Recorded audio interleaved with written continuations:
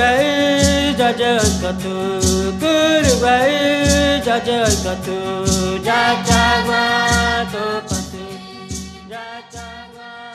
Olá, este é o programa Pensamento Próprio, produzido pelo Instituto de Estudos Latino-Americanos.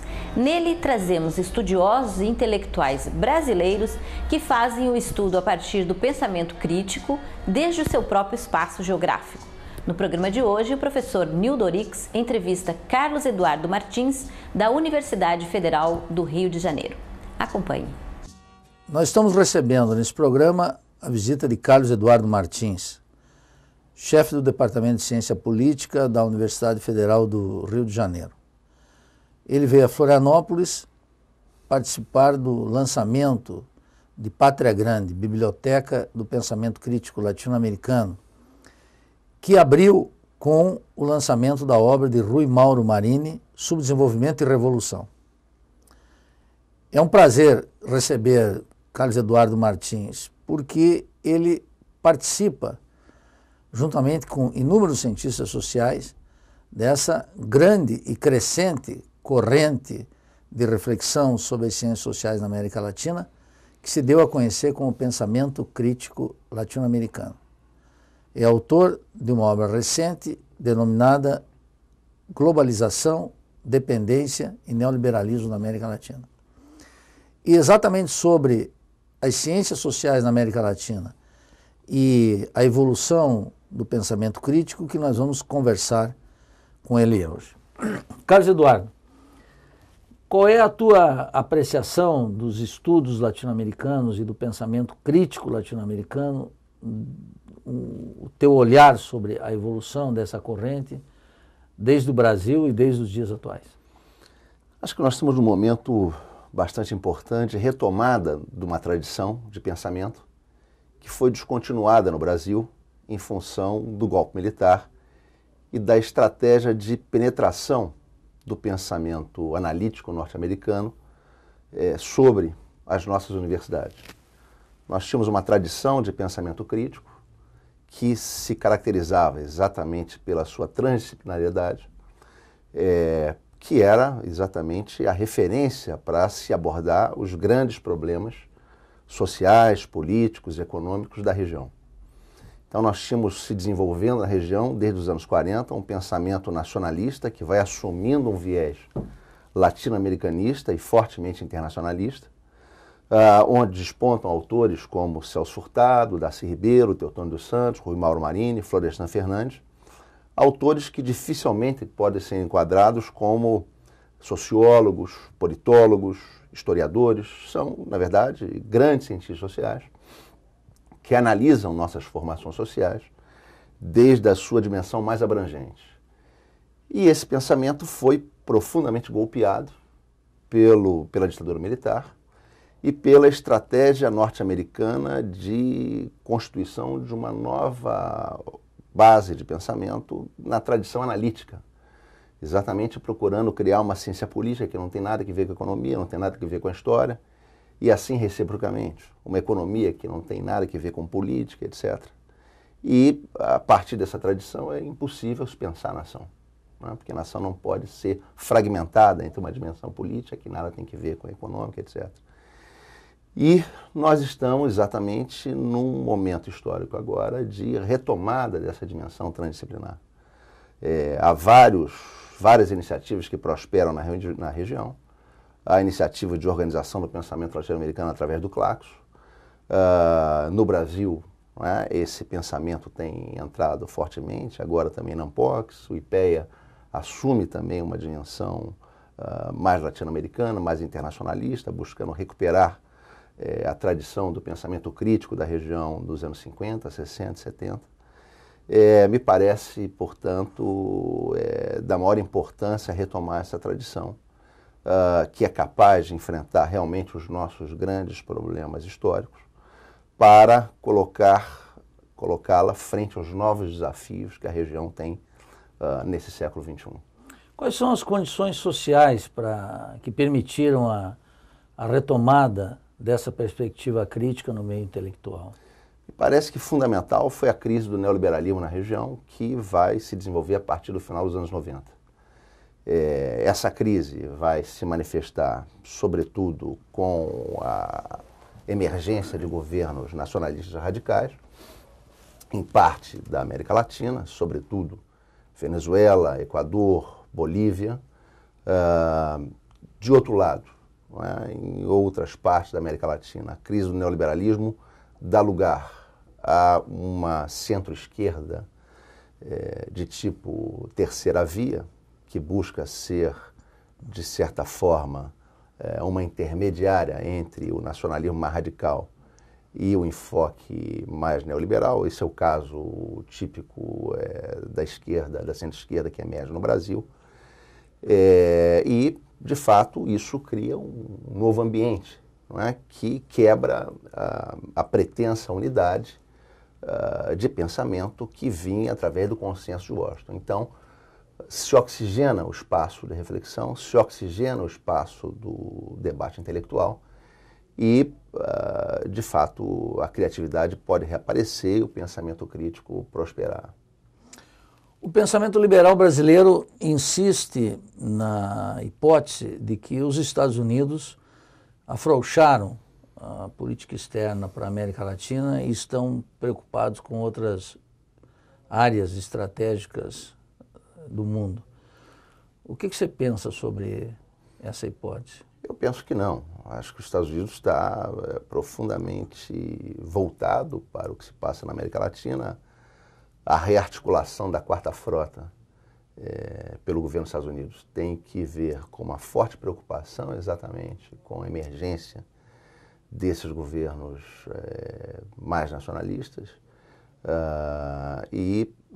Os Estados Unidos vem realizando uma penetração disfarçada, não é? Através da constituição de bases militares na região, ocupação militar, com o pretexto de combate ao narcotráfico.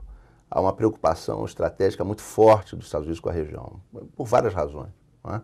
Seja exatamente essa preocupação com o encaminhamento político da região através da retomada do nacionalismo mais radical, seja porque a região oferece aos Estados Unidos minerais estratégicos em relação aos quais os Estados Unidos é profundamente dependente, seja porque a região é uma fonte excepcional de biodiversidade e nós vamos estar entrando na próxima década num novo paradigma tecnológico exatamente fundado na biotecnologia. Então, o controle sobre a diversidade latino-americana é estratégico. É estratégico. Seja porque a região também é a principal fonte de água doce do mundo, não é? Então, aí os Estados Unidos têm, sobretudo, uma preocupação com a região da Tríplice Fronteira, que é exatamente onde estão os principais reservatórios de água doce do mundo. Então, me parece que, de forma nenhuma, os Estados Unidos mantém uma preocupação, e, pelo contrário, vai assumindo novamente, cada vez mais, uma política de corte imperialista para a região, onde a necessidade de controlar territorialmente o espaço latino-americano vai se tornando cada vez mais evidente, justamente por causa da necessidade de controlar recursos naturais, biodiversidade, etc. A política externa brasileira é realista em relação a essa ofensiva imperialista dos Estados Unidos? A política externa brasileira evolui no sentido de proteger o Brasil e de fazer uma aliança latino-americana numa perspectiva emancipatória? O Brasil, exatamente. O Brasil é essa alternativa de terceira via que busca jogar um papel centrista na região. Não é? Assim se coloca o Brasil através do governo Lula e do governo Dilma. O Brasil busca ser um intermediário entre o alinhamento radical aos Estados Unidos e entre o nacionalismo revolucionário e busca tirar partido de uma certa capacidade de negociar uma estabilização política da região. Então, ora se aproxima da perspectiva nacionalista mais radical, ora busca moderá-la, tornando palatável aos grandes interesses internacionais norte-americanos. Então, por exemplo, um caso típico é a questão do Banco do Sul, onde o Brasil adere ao Banco do Sul, mas busca limitar profundamente o alcance do Banco do Sul e a sua capacidade de ser fundamento de uma nova arquitetura financeira capaz de empreender um projeto de desenvolvimento solidário e de redução de assimetrias e desigualdades profundas na região.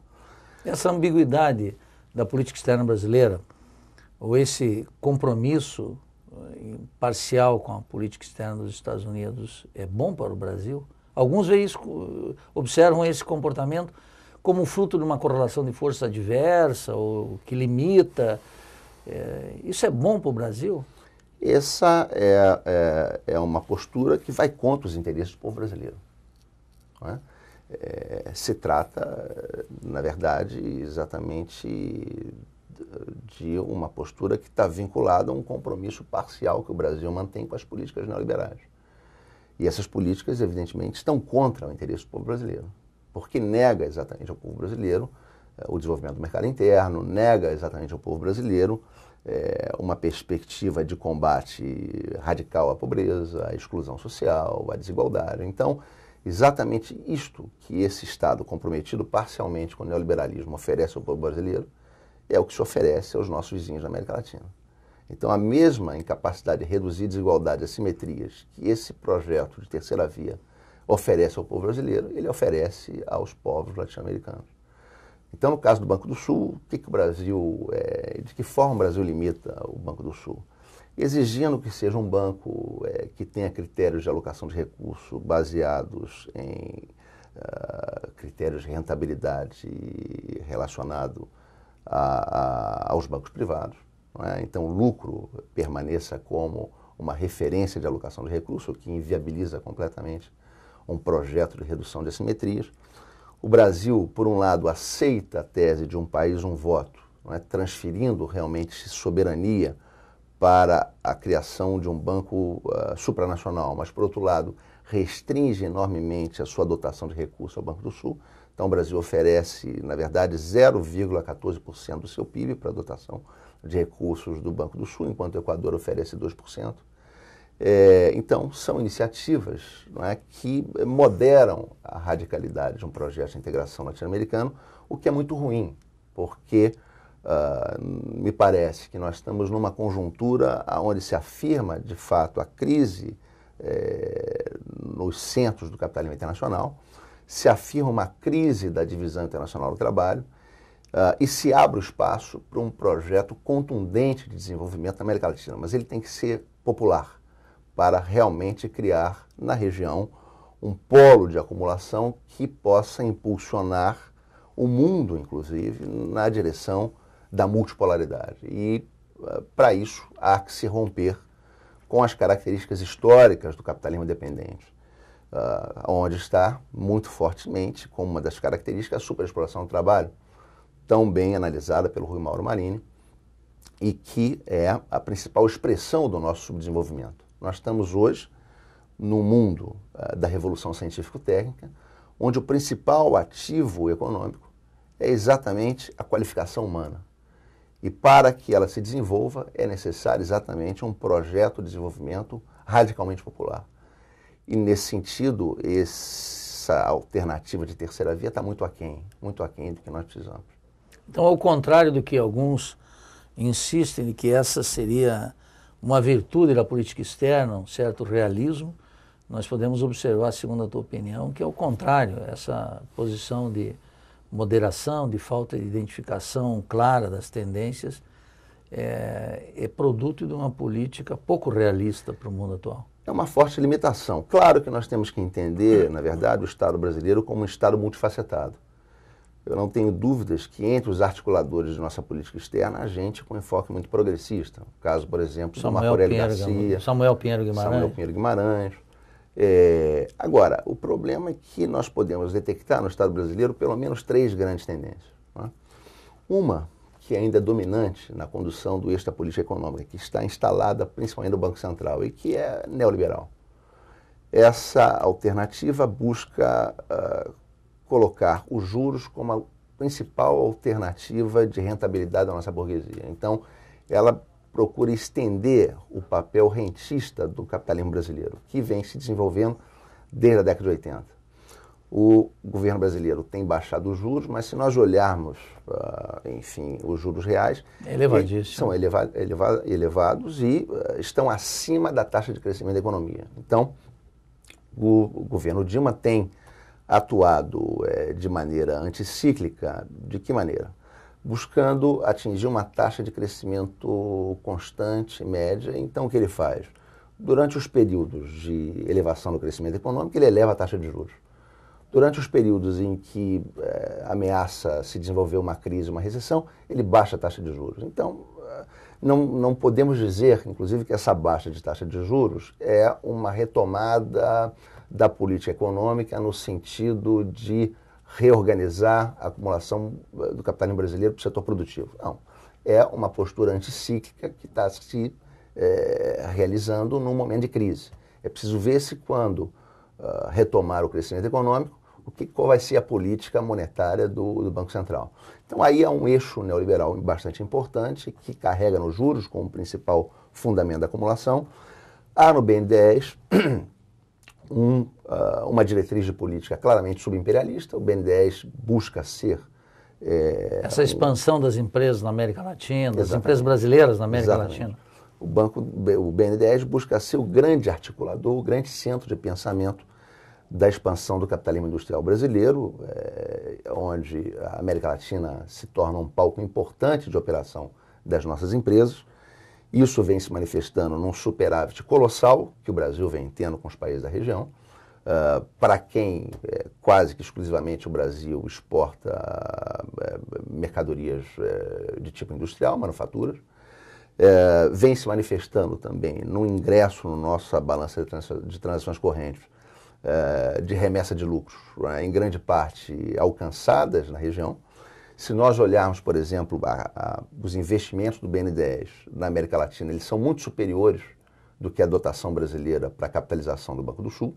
Então, o BNDES se torna realmente a alternativa estratégica de articulação das empresas industriais do Brasil na América Latina.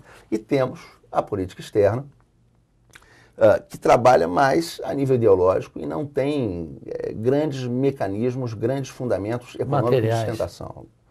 Então, nesse sentido, ela está relativamente isolada. Claro que essa política externa tem alcançado vitórias importantes contra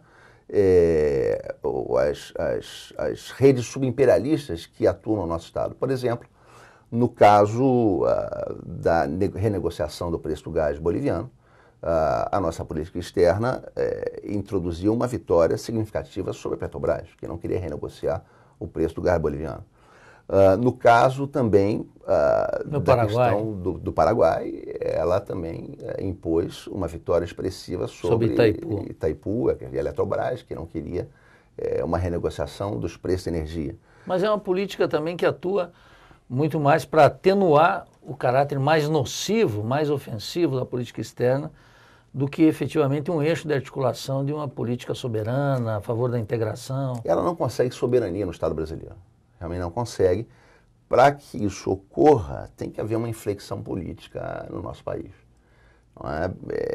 Está muito claro que essa posição gradualista, de avanço de maneira muito tímida nas questões sociais e através de um enfoque muito gradualista, está muito claro que essa política não pode ultrapassar certos limites. É necessária uma inflexão mais qualitativa.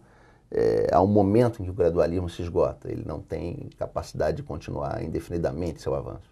Inclusive, na própria questão da redução da desigualdade, o Márcio Postman, ex-presidente do IPEA, cada vez mais tem mostrado que as taxas de redução da desigualdade no Brasil têm se reduzido crescentemente.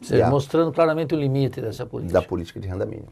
Há que se enfrentar, a partir de um certo momento, a heterogeneidade tecnológica que existe no Brasil, para que efetivamente se dê um salto na questão da desigualdade. Nós temos realmente um tecido produtivo fortemente monopólico, fortemente concentrado em certos grupos econômicos, e se não houver de fato uma política mais contundente de transferência de tecnologia para os setores populares, para a média e pequena burguesia, uma política mais consistente de elevação do salário real dos trabalhadores, dificilmente se pode ter uma construção de um cenário mais favorável para as nossas populações. Você está ocupando a chefia do Departamento de Ciência Política da UFRJ. O cientista social brasileiro, de maneira geral, as ciências sociais, estão mais abertas ou mais fechadas para tratar esses grandes problemas da conjuntura mundial, latino-americana e brasileira? Infelizmente, né, como você tem inclusive analisado no seu livro A Crítica da Razão Acadêmica, as ciências sociais brasileiras se constituíram nas últimas décadas numa tradição profundamente estéril, profundamente analítica. Em geral, os cientistas políticos não querem saber dos grandes problemas econômicos, eles são frequentemente contadores de cabeça no Congresso, a análise das eleições sem articular essas eleições aos grandes problemas nacionais. Então, há uma certa resistência, na verdade, da ciência política em tratar os grandes temas nacionais e em perceber a articulação da política com os grandes temas centrais brasileiros. Mas temos tido avanços. Na Ampox, por exemplo, a entrada de uma nova presidência sob a direção do Marcos Costa Lima, um nordestino, primeira direção da Ampox que se constitui fora do Sudeste brasileiro, tem aberto espaços muito significativos e pela primeira vez em 35 anos na Ampox nós temos um grupo de trabalho sobre o pensamento latino-americano. Então, essa temática tem chegado às ciências sociais brasileiras em função, inclusive, dessa mudança política da região. Mas ainda há muitas resistências em aceitar a tradição latino-americanista, a tradição de um pensamento mais transdisciplinar, que tome as grandes questões nacionais, as grandes questões regionais, como temas centrais da reflexão dos nossos pensadores. A análise concreta da situação concreta. Essa ciência social que se criou no Brasil... Acadêmica, abstracionista, que busca se afastar da análise da situação concreta, dos conflitos, busca uma teoria desvinculada da realidade, como um abrigo confortável para o pensamento. Essa tradição está sendo profundamente questionada pela realidade, inclusive pela renovação da universidade. A universidade brasileira pôde se renovar e sair do mandarinato onde ela estava, do cartorialismo onde ela estava, nos anos 80 e 90, quando foram interrompidos os concursos públicos e os poucos que tinham eram fortemente controlados pelas corporações que ali haviam se instituído. Então a Universidade Brasileira sofre uma renovação importante na primeira década do século XXI em função da expansão de vagas e isso reflete numa inquietude, uma renovação que ela vem apresentando. Os estudantes também, cada vez mais inquietos com a situação latino-americana, com sua situação no mercado de trabalho, buscando espaços para garantir a sua sobrevivência enquanto profissionais, muito preocupados com o nível de desigualdade da sociedade brasileira. O próprio, tomando mais uma vez um depoimento do Márcio Postman, os empregos criados na economia brasileira recentemente foram em 90% empregos de um salário mínimo. Então, quando se fala da redução da desigualdade, da pobreza no Brasil, na verdade, nós podemos dizer que o que está se reduzindo é a pobreza absolutamente extrema. Absolutamente extrema em função de um certo programa de renda mínima, em função da elevação do salário mínimo, mas isso é muito insuficiente para reduzir efetivamente a pobreza, a condição de escassez.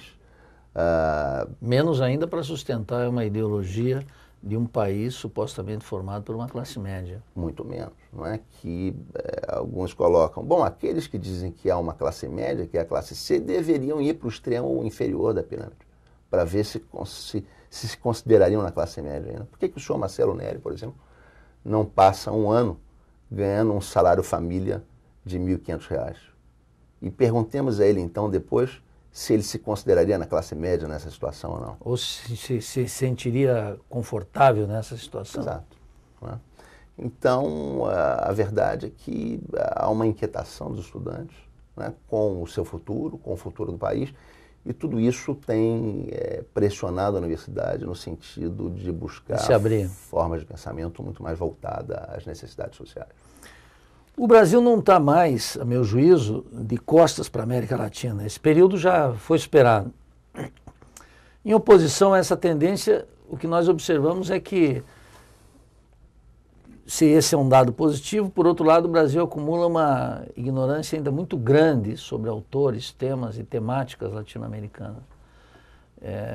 Como é que tu observa esses próximos anos para também superar mais essa deficiência do pensamento brasileiro, que, ao contrário do que se pensa, poderia ser cosmopolita, universalista, é profundamente provinciano ainda e fortemente influenciado por um colonialismo intelectual que caracteriza a vida brasileira? Eu acho que nós temos que exatamente lutar muito para mudar essa situação. Acho que, entretanto, podemos ser otimistas no sentido de que vem germinando em vários pontos do país núcleos que buscam exatamente atuar no sentido de superar essa defasagem e que buscam retomar exatamente no pensamento brasileiro o período em que ele foi mais criativo e foi profundamente aberto à América Latina e mesmo constitutivo de um nível muito avançado de desenvolvimento no pensamento da América Latina. Me refiro a isso, sobretudo, à teoria marxista da dependência, né, a obra do Rui Mauro Marini, que está sendo descoberta no Brasil, né, descoberta nos últimos anos.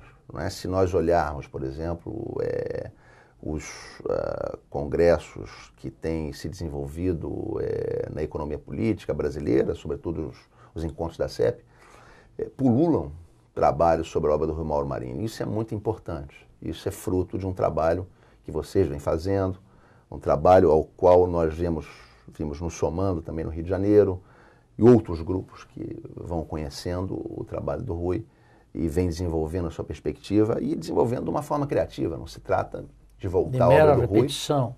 Rui, né, para sacralizar a obra do Rui nos anos 60. Nem ele era favorável a isso, né? Muito pelo contrário.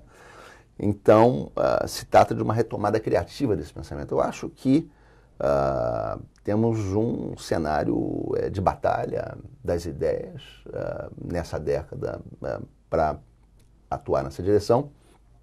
E sou otimista. Acho que é uma luta que vai se fazendo juntamente com a luta do povo brasileiro contra o sequestro de um Estado pela uma oligarquia que vem se perpetuando nesse país secularmente, não é?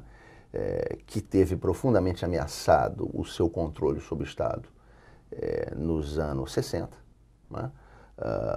Mas que restituiu o seu controle sobre o Estado brasileiro com a ditadura e com a imposição de uma redemocratização muito estéril do ponto de vista de conquistas substantivas para a população. Então, acho que isso está sendo profundamente desafiado pela realidade política brasileira. Mas tu não acha que essa democracia e o sistema político que nós temos no Brasil não é uma democracia e um sistema político cômodo para a elite brasileira?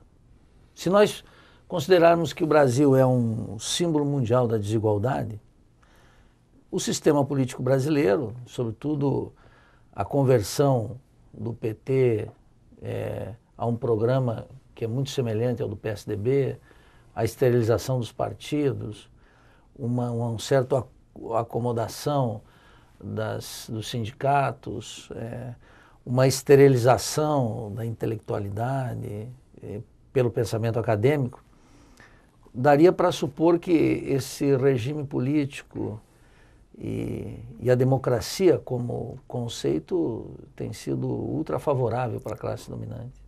Claro, na verdade, a adesão do PT é um projeto oligárquico, né? O PT buscou ser a mão esquerda gestora desse projeto oligárquico, se articulando com a burguesia rentista, fazendo uma política setorizada para o setor industrial e buscando incluir nessa aliança os setores mais excluídos da população através de um programa de renda mínima. O PT tem sido, de fato, uma força política estabilizadora dessa ordem. Agora, é importante considerar que essa capacidade de estabilização é limitada. É limitada, sobretudo, pela capacidade desse governo impedir crises mais profundas sobre a economia brasileira. E a economia mundial. E a economia mundial. Nós tivemos, na primeira década do século XXI, uma conjuntura extraordinariamente favorável para a economia latino-americana, né, de elevação drástica dos preços das commodities, em função do novo papel que a China tem jogado na economia mundial. A China se traduziu como forte importadora das mercadorias intensivas em recursos naturais da América Latina, que são fonte de alimentação do seu povo, fonte de matéria-prima das suas indústrias, ao mesmo tempo que a China foi pouco investidora na geração desse tipo de mercadoria. Então, houve uma conjuntura onde a China atua como forte importadora e baixa investidora de oferta dessas mercadorias. Isso se traduziu, então, nessa exponencial valorização das commodities, mas, já nessa década, a situação deve ser distinta. Deve ser distinta, primeiro, porque a China vai se tornando também uma investidora bastante significativa na geração desses produtos. E a tendência, portanto, é que seus preços caiam à medida em que haja uma oferta que se equilibre com a procura internacional. E segundo, outro ponto também importante é que o consumo chinês vai se tornando cada vez menos intensivo em produtos naturais e mais intensivo em produtos manufaturados e mais sofisticados e intensivos em tecnologia. Então, tudo isso deve criar um panorama distinto nessa segunda década do século. Uma inversão da tendência dominante até agora. Exatamente, de elevação dos preços primários. E, de outro lado, nós temos no nosso balanço de transações correntes, novamente, uma situação de déficits bastante significativos, quer dizer, essa elevação dos preços das commodities na primeira década do século XXI, que chegou a criar um superávit na nossa balança de transações correntes. Essa situação já foi revertida, nós temos um déficit, porque as remessas de lucros avançaram muito mais forte do que a elevação dos preços das commodities. E hoje a economia brasileira está sustentada exatamente na entrada de capitais estrangeiros, que são e sempre foram na região extremamente voláteis, né? A América Latina se caracteriza, um dos ciclos que caracteriza a economia latino-americana é o ciclo de entrada e saída de capitais estrangeiros da região. Se nós tomarmos, por exemplo, a história da América Latina, da metade dos anos 50 para cá, nós vamos verificar que entre 55 a 61 houve um período de predomínio de ingresso de capital estrangeiro. E você teve uma influência política desse processo de estabilização. No caso do Brasil, nós tivemos os anos Kubitschek, 50 anos em 5, posteriormente, 61 a 68, um período de predomínio de saídas, né? Historicamente, como sabemos aí... Período conturbado politicamente. E sabemos também, pela teoria da dependência, pela teoria marxista da dependência, que o saldo do período de entradas e saídas é negativo. Quer dizer, o capital estrangeiro, se você contabiliza o período de entradas e depois de saída, o capital estrangeiro é um ator que descapitaliza a região, né? Que precisa, então, exatamente gerar saldos comerciais bastante expressivos para sustentar esse processo de descapitalização. Então, 61, 68, um período de saída de capital estrangeiro e um período politicamente extremamente conturbado, golpe militar, etc. 68, 81, um período de entrada de capital estrangeiro. A ditadura tem uma certa capacidade de respirar, mantém o seu projeto de acumulação até o final dos anos 70, 81 a 90, período de saída, a ditadura se arrebenta, todas as ditaduras da região caem, e também a hegemonia de grandes partidos que haviam mantido um controle mais que decenal da conjuntura latino-americana, o caso do PRI no México, que se arrebenta na década de 80. Mas na Argentina, no Uruguai, todos? Todos, não é? Todos se arrebentam. Na Venezuela? Na Venezuela. Não é? Então, a crise de 81 a 90 derrubou exatamente o comando do Estado latino-americano pelas grandes oligarquias. 91 a 98, período de entrada de capital estrangeiro, domínio do neoliberalismo na região, neoliberalismo consegue reeleger vários presidentes.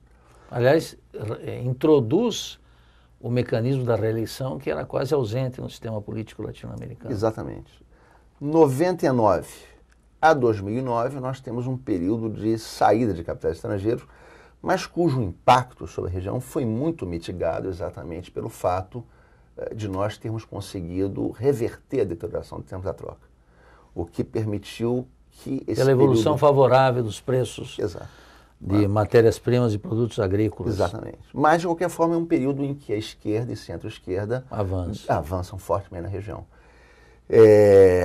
Possivelmente, nessa década, nós vamos ter novamente um período de crise da nossa balança de transações correntes, sem a mitigação da reversão da deterioração dos termos da troca que ocorreu nessa primeira década do século XXI. E aí, a capacidade de estabilizar um projeto de apoio a certas necessidades básicas da população com um projeto que coloque a burguesia rentista e industrial à frente do projeto de desenvolvimento e acumulação da região, a capacidade de articular um processo desse tipo vai ser muito limitada, muito baixa. E possivelmente aí nós vamos ter que ter uma situação onde a esquerda ou mostra a que realmente veio ao controlar o Estado ou vai ser profundamente questionada e pode sucumbir. Isso nos leva a um debate sobre a correlação de forças e a evolução da crise global e a situação da América Latina. Os defensores da política atual, da moderação, do acordo entre o que foi tradicionalmente combativo com as elites, dizem que a política atual é o limite possível. O novo cenário, esse cenário de evolução da crise mundial no capitalismo e novas exigências de mudanças estruturais, permitem ou limitam as forças populares numa ofensiva de mudança? Essa visão de que essa política é a possível é uma visão muito medíocre. É uma visão extremamente curto-prazista. Exatamente nesse livro que eu acabei de publicar pela Boitempo, nós temos trabalhado exatamente com as grandes tendências, as tendências de longo prazo, para tentar entender o que se passa na conjuntura contemporânea. Nós temos trabalhado aí com 3 níveis de articulação. Um nível que é o do tempo secular do capitalismo. E nesse nível nós temos colocado a questão de que o capitalismo entra desde os anos 70 do século XX numa crise civilizatória da qual dificilmente ele sairá. Tendência brodeliana. Uma tendência brodeliana. Né? Temos defendido a tese de que a revolução científico-técnica se mundializa a partir dos anos 70 e é uma etapa das forças produtivas pós-capitalistas. Esse era o enfoque do Marx no Capital, nos Grundrisse. Esse tema foi trazido para as ciências sociais nos anos 60 por um autor tcheco chamado Radovan Hrista. Essa preocupação foi recolhida na América Latina pelos teóricos da dependência, sobretudo pelo Teotônio dos Santos. E o capitalismo estaria, portanto, numa crise estrutural, o que explicaria seu movimento gradativo do ciclo produtivo para o ciclo financeiro, como forma de acumulação. Então, uma enorme dificuldade do capitalismo retomar um ciclo produtivo de acumulação. Ele faz isso, é obrigado a fazer, porque a economia mundial capitalista é uma economia competitiva e o capital não pode dispensar completamente a sua capacidade de competir pela via tecnológica, mas uma contradição que a revolução científico-técnica coloca para a acumulação do capital é exatamente que o fundamento da produtividade passa a ser o aumento do valor da força de trabalho. Isso ameaça fortemente a mais-valia. E para o capital pagar ao trabalhador, não é, por uma força de trabalho que aumenta de valor crescentemente, ele tem que superexplorar, baixar os preços da força de trabalho por debaixo do valor. Essa é a razão de que nós estamos, do porquê de nós estarmos numa conjuntura de crescimento econômico, desde os anos 90, meados dos anos 90, e aí trabalhamos também com uma outra tendência, que é dos ciclos de Kondratiev, que são ciclos de 50 a 60 anos. Nós temos aí Uma primeira fase ascendente, uma segunda de crise. Isso se pode medir, sobretudo, através de dois indicadores, que são a taxa de crescimento de PIB per capita e a taxa de lucro. Né? Há dados muito significativos sobre a taxa de lucro nos Estados Unidos, não há muitos dados sobre a taxa de lucro em outras partes do mundo, mas a economia norte-americana é uma economia que tem um peso muito representativa. E nós podemos verificar, por exemplo, entre 50 e 73 nós tivemos uma taxa de crescimento do PIB per capita de 2,9%. Entre 73 e 93, essa taxa cai para 1,3%. A taxa de lucro nos Estados Unidos cai a metade entre 73 e 93. E de 94 a 2008, 2009, a partir dos dados do Angus Médio, nós temos uma forte recuperação da taxa de crescimento per capita, que sai de 1,3 para 2,6, e a taxa de lucro nos Estados Unidos novamente se eleva de maneira significativa. Então nós estamos aí... Até o início da crise de 2007. Até o início da crise, que baixa um pouco, não é? Mas há uma retomada novamente dessa taxa de lucro, agora em 2011. Mas o que é característico desse novo Kondratiev é que os países centrais têm alta taxa de desemprego, exatamente porque não podem pagar a força de trabalho o seu valor. E isso faz com que esse desemprego se materialize exatamente num excedente capital que não é aplicado na produção. Então, para onde vai esse excedente? Ele vai para o setor financeiro. A tendência rentista permanece. A tendência rentista permanece e se aprofunda. Então, se nós olharmos, por exemplo, a dívida pública nos Estados Unidos, ela era de 30% do PIB no final da década de 70. Ela é de 60% do PIB no final do governo Clinton. E ela chega a 100% do PIB no governo Bush filho e no governo Obama. Essa é uma tendência também do Estado latino-americano. Também. De superendividamento. Claro, porque o Estado latino-americano se submeteu à hegemonia neoliberal oriunda exatamente desses centros decadentes da economia mundial.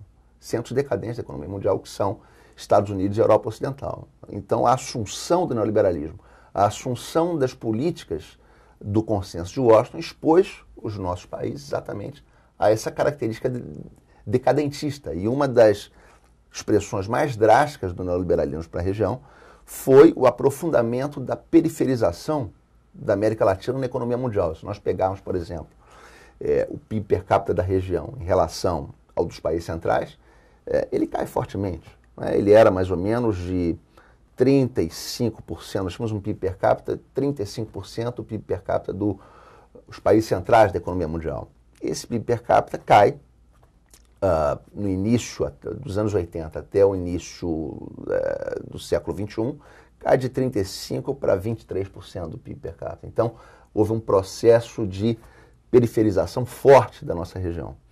Então, nós temos um período de crescimento econômico onde o eixo dinâmico do crescimento econômico está se deslocando dos países centrais, sobretudo para o leste asiático e para a China, e se cria, de fato, uma oportunidade para uma profunda modificação na divisão internacional do trabalho. Agora, nós não podemos aproveitar essa janela de oportunidade criando um projeto de acumulação, como você diria, possível. Né? Um projeto de acumulação possível porque compatível com as grandes forças históricas que nos colocaram na economia mundial de forma subdesenvolvida. Né? Nós temos que romper exatamente com esse tipo de subordinação. Quer dizer, pode-se dizer que a conjuntura favorece e exige ousadia e mais realismo, ao contrário do que esse sentido permanente de adaptação que a elite brasileira, os intelectuais brasileiros, sobretudo os acadêmicos brasileiros, defendem.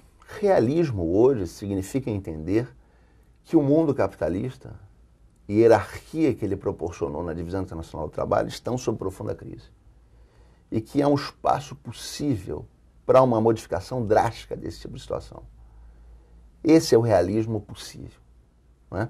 Entender esse mundo como um mundo sólido, como um mundo de pouca possibilidade de mutação, é não entender exatamente as grandes possibilidades históricas que estão diante de nós. O Brasil tem, de fato, uma vocação histórica para articular na América do Sul e na América Latina um grande projeto de acumulação. Se nós olharmos, por exemplo, as reservas latino-americanas, hoje o Brasil tem mais de 50% das reservas da América Latina. Na América do Sul, o Brasil tem cerca de 70% das reservas da região. Qualquer projeto de uma arquitetura financeira solidária na região, que seja realmente expressivo, passa por uma articulação forte com a economia brasileira.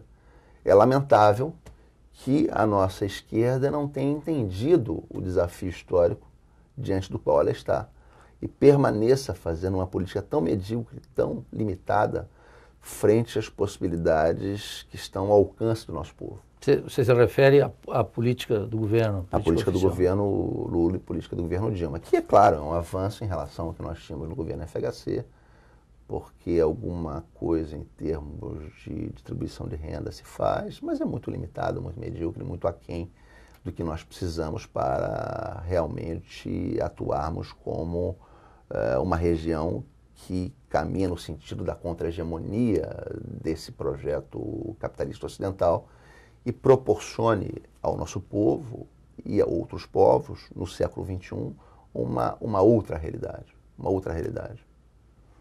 Muito obrigado. Prazer, Nildo, estar aqui no IELA com vocês.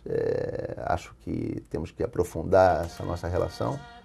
Na UFRJ, lá no Rio de Janeiro, estamos, enfim, completamente abertos e disponíveis para aprofundarmos o nosso diálogo.